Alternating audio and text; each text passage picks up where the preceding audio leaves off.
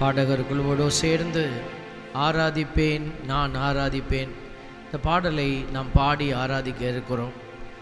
இந்த கடவுள் ஆராதனைக்கு உரிய கடவுள். காரணம், இவர் நமக்காக எல்லா திட்டங்களையும் தீட்டி நம்மை காப்பாற்றுவதற்காக எல்லா திட்டங்களையும் அவரே தீட்டி அந்த திட்டங்களை செயல்படுத்தவும் அவரே இறங்கி வந்தார். தொடக்க நூலில் 15வது அதிகாரத்தில் ஆபிரகாமோடு உடன்படிக்கை செய்து கொண்டவர். அந்த உடன்படிக்கையில் ஆபிரகாம் நம் சார்பாக நின்றார். ஆனால் ஆபிரகாமை கடவுள் ஒரு ஓரமாக சாட்சியாக வைத்தார். அவரை உடன்படிக்கையில் இணைக்கலை. காரணம், உடன்படிக்கையில் அவரே இணைப்பாளராக இருந்து நமக்காக கல்வாரி மலையில் ஏறி வந்தார்.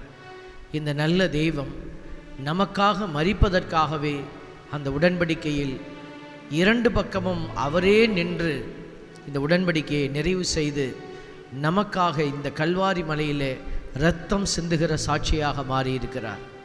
எழுந்து நிற்போமா? எல்லாரும் எழுந்து நின்று ஆராதிப்பேன் நான் ஆராதிப்பேன் என்ற பாடலை பாடி ஆண்டவரை முழு உள்ளத்தோடு நாம் போற்றி புகழ்ந்து மகிமைப்படுத்துவோம்.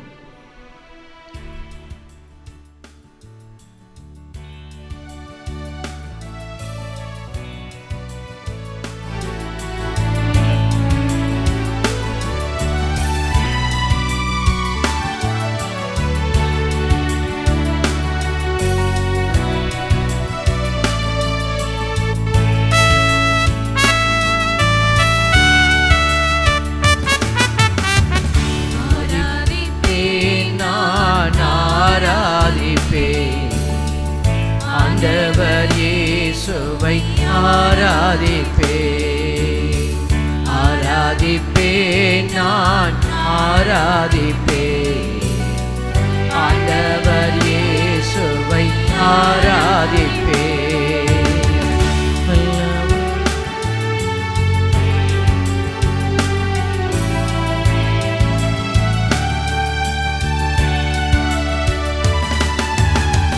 வல்லவரே உம்மை ஆராதிப்பேன், நல்லவரே உம்மை ஆராதிப்பேன். எல்லோருமாய் வல்லவரே உம்மை ஆராதிப்பேன், ஆராதிப்பேன், ஆராதிப்பேன் நான் ஆராதிப்பேன். ஆண்டவர் இயேசுவை ஆராதிப்பேன்.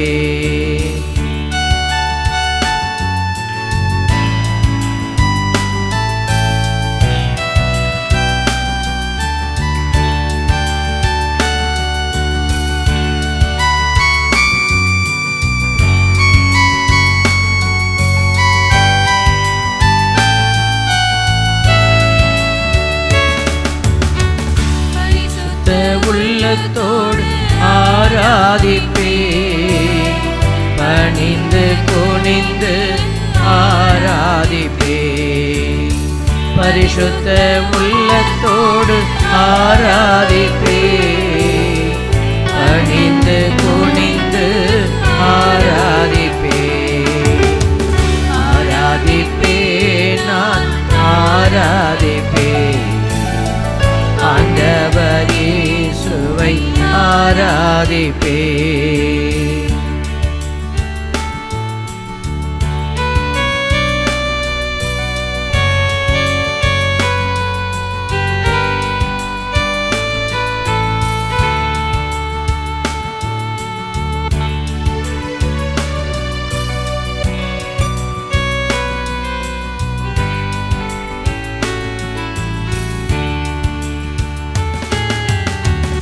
ஆவியிலே உம்மை ஆராதிப்பேன், உண்மையிலே உம்மை ஆராதிப்பேன்.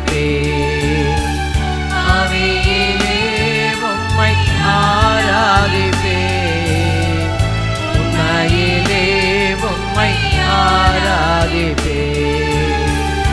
ஆராதிப்பேன் நான். எல்லோரும் ஆண்டவரை துதிப்போம்.